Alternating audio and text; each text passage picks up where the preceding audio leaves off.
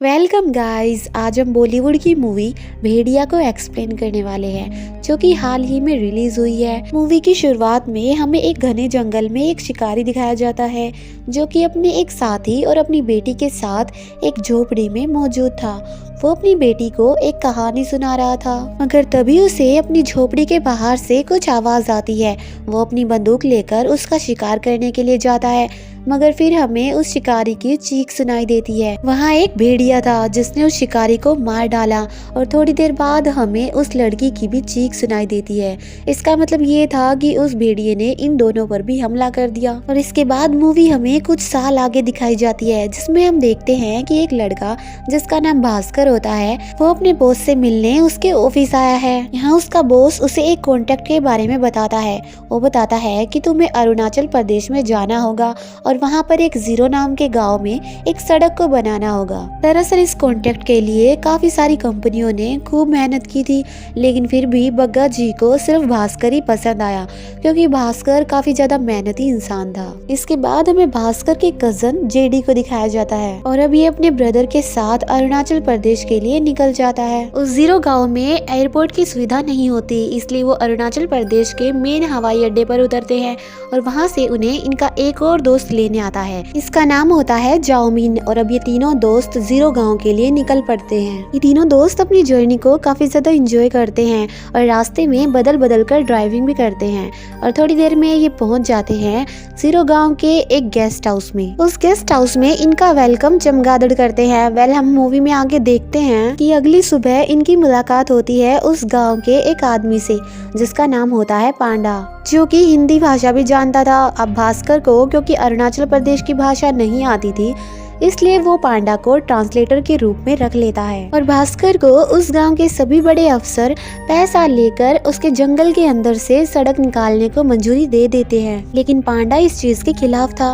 वो चाहता था कि जंगल के बाहर से सड़क को बनाया जाना चाहिए, क्योंकि अगर जंगल के अंदर से सड़क निकली तो वहाँ पर काफी सारे पेड़ काटे जाएंगे, जिससे जंगली जानवरों को काफी नुकसान झेलना पड़ेगा। मगर भास्कर ये बात नहीं मानता, क्योंकि जंगल के बाहर से सड़क बनाए जाने पर काफी ज्यादा खर्चा बढ़ जाएगा, और अगर जंगल के अंदर से पेड़ों को काटकर सड़क बनाई जाएगी तो वो लोग काफी पैसे बचा सकते हैं, और फिर बचे हुए पैसों को सारी टीम मेंबर्स में बराबर बांट देंगे। अब ये मीटिंग खत्म होती है और भास्कर अपने दोनों दोस्तों के साथ गेस्ट हाउस के लिए निकल जाता है।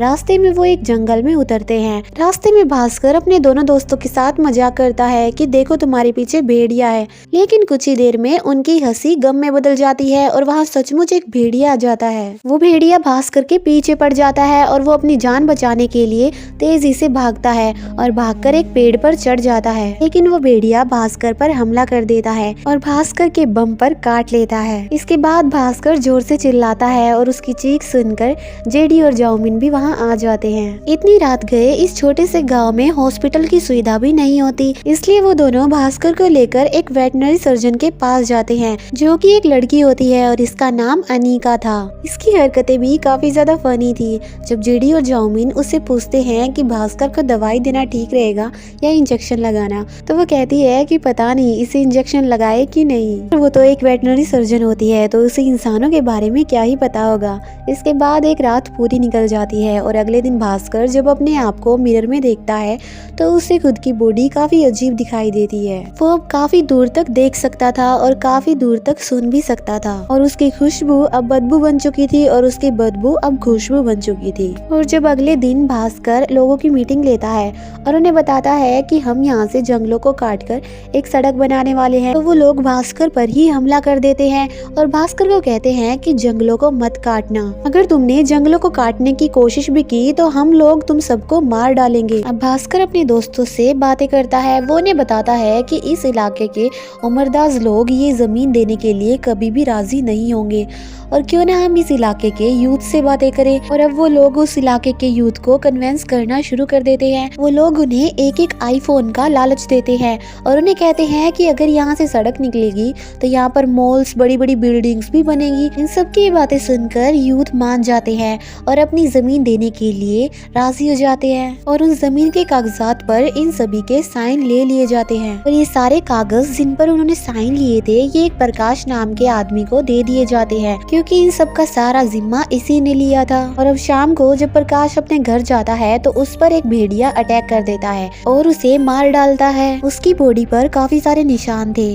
और उस गांव के लोगों की ये मान्यता थी कि इस गांव के जंगलों की रक्षा एक विषाणु नाम का भेड़िया करता है और जो भी इन जंगलों को काटने की कोशिश करता है विषाणु उसे मार डालता है। लेकिन अगर काटा गया इंसान जिंदा बच गया तो वो खुद भी एक भेड़िया बन जाएगा और इसके बाद दूसरे लोगों को काटना शुरू कर देगा और फिर पूर्णमासी के दिन वो सब भी भेड़िए बन जाएंगे। अब जब भास्कर को ये पता लगता है कि प्रकाश को एक भेड़िए ने मार डाला है तो वो खुद पर शक करने लगता है। उसे ऐसा फील हो रहा था कि शायद प्रकाश का खून उसी ने किया है। वहीं दूसरी तरफ भास्कर के दोस्त ये डिसाइड करते हैं कि वो यहाँ से चले जाएंगे। जेडी बहुत ज्यादा डरा हुआ था। वो ये सोच रहा था कि शायद वो जंगली जानवर आज रात हमें मार दे। इस पर जाओमिन उसे समझाता है कि अगर हम लोग यहाँ से चले गए तो ये प्रोजेक्ट हमेशा के लिए बंद हो जाएगा और फिर इस गांव का विकास बिल्कुल भी नहीं हो पाएगा। इसी बात को लेकर इन दोनों में लड़ाई हो जाती है और ये दोनों गेस्ट हाउस आ जाते हैं। इसके बाद हम देखते हैं कि पूर्णमासी की रात को जब पूरा चांद निकल आया था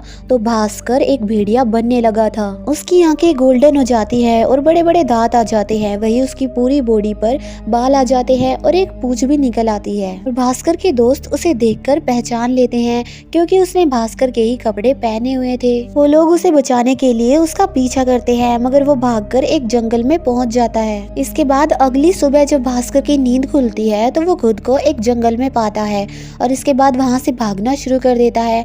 उसे रास्ते में अनिका मिलती है जो उसे बिठाकर गेस्ट हाउस ले आती है। वहाँ इनके पास एक न्यूज आती है जिसमें ये बताया जाता है कि वो नया मेंबर जिसका नाम मिथुन था, जिसने प्रकाश की जगह ली थी इस प्रोजेक्ट को लीड करने के लिए, उसे एक भेड़िए ने मार डाला है। और पुलिस को सीसीटीवी फुटेज में एक भेड़िया दिखाई पड़ता है जिसने ब्लू कलर के कपड़े पहने हुए थे। इस चीज को देखकर वो लोग काफी डर गए थे और इसके बाद पुलिस एक खास फोर्स को बुलाती है जिसे ये इंस्ट्रक्शन दिए जाते हैं कि इस गांव में एक खुला भेड़िया घूम रहा है जो लोगों को मार रहा है और जल्द से जल्द उसे पकड़ना होगा। और भास्कर उसके दोस्तों के साथ वहाँ से आ जाता है। अब घर आकर वो डिसाइड करते हैं कि वो इस भेड़िए को भास्कर के अंदर से निकाल कर ही रहेंगे, चाहे इसकी कीमत कुछ भी हो। लेकिन इन सब की ये बातें बाहर खड़ा पांडा सुन लेता है और ये सब पांडा को देख लेते हैं। इसके बाद भास्कर भागकर पांडा के पास जाता है और उसे अपनी पावर्स से डराता है। वो उसे भेड़िया बनकर दिखाता है। भास्कर के भेड़िया बनने को देखकर पांडा इतना डर जाता है कि वो इन्हें कहता है कि मैं किसी को भी नहीं बताऊंगा कि तुम विषाणु बन चुके हो। और पांडा इन्हें कहता है कि मैं आपके अंदर से विषाणु को निकाल कर रहूंगा।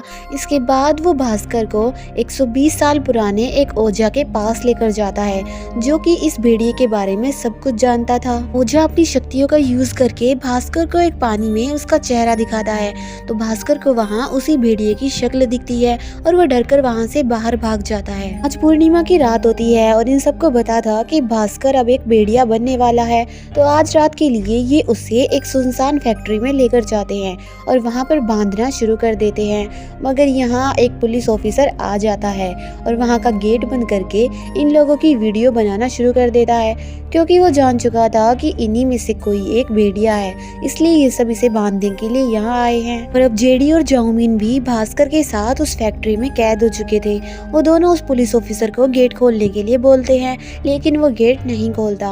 वहीं एक तरफ भास्कर भेड़िया बनना शुरू हो चुका था तो वहीं दूसरी तरफ जाओमिन और जेडी बहुत डरे हुए थे। भास्कर इनके करीब आता जा रहा था और ये दोनों उसे कह रहे थे कि हम तो तुम्हारे दोस्त हैं, क्या तुम हमें खा जाओगे। और तभी हम देखते हैं कि एक दूसरा भेड़िया आता है जो कि गेट खोलकर जेडी और जाओमिन को बाहर निकाल देता है और भास्कर को अपने साथ ले जाता है। और वो पुलिस वाला जो इनकी वीडियो बना रहा था वो भेड़िया उसका एक हाथ खा जाता है। नेक्स्ट डे हम देखते हैं कि भास्कर बिल्कुल ठीक हो चुका है और जेडी और जाओमिन उसे कहते हैं कि कल रात तुम हम दोनों को खाने वाले थे। और अब ये लोग यहाँ से जाने का डिसाइड करते हैं। इसके बाद हम देखते हैं कि भास्कर अनिका से मिलने गया था। वो दोनों एक पहाड़ के ऊपर जाते हैं जहाँ भास्कर अनिका को कहता है कि वो यहाँ से सब कुछ छोड़ के चला जाएगा, लेकिन अनिका उसे कहती है कि तुम्हें लौटकर नहीं जाना चाहिए, तुम्हें यहीं रहकर जंगल की शांति को फील करना चाहिए। भास्कर कहता है कि मुझे बस सब कुछ ठीक करना है। इसके बाद पांडा इनके पास आता है और पांडा अब भास्कर को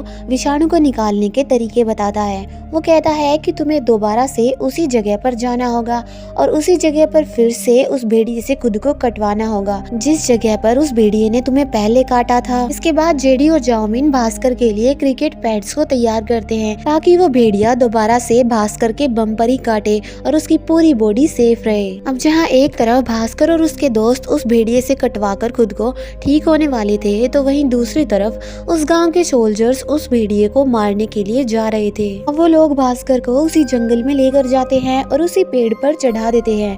तभी वहाँ उस भेड़िए को भास्कर की खुशबू आती है और वो उसे काटने के लिए उसके पास आ ही रहा था कि तभी वो सोल्जर्स उस भेड़िए को गोली मार देते हैं और भास्कर को बिना काटे ही वो भेड़िया जंगल में भाग जाता है। अब ये देखकर भास्कर और उसके दोस्त को काफी चिंता हो जाती है। अब यहाँ जेडी भास्कर को कहता है कि तुम्हारे पास आज रात का आखिरी मौका है। अगर तुमने उस भेड़िए से खुद को नहीं कटवाया तो तुम हमेशा के लिए एक भेड़िए ही बनकर रह जाओगे। इसके बाद हम देखते हैं कि भास्कर बहुत तेजी से भागता है और वो भेड़िया बनकर अपनी चारों टांगों पर उस भेड़िए के पीछे भाग रहा था। वो भागकर उसी झोपड़ी के पास आ जाता है जहाँ पर वो भेड़िया बैठा हुआ था और अब हमें रिवील होता है कि वो भेड़िया जो कि भास्कर के पीछे पड़ा था वो असल में और कोई नहीं बल्कि अनिका थी, जो कि हर वक्त भास्कर का ख्याल रखती आई थी।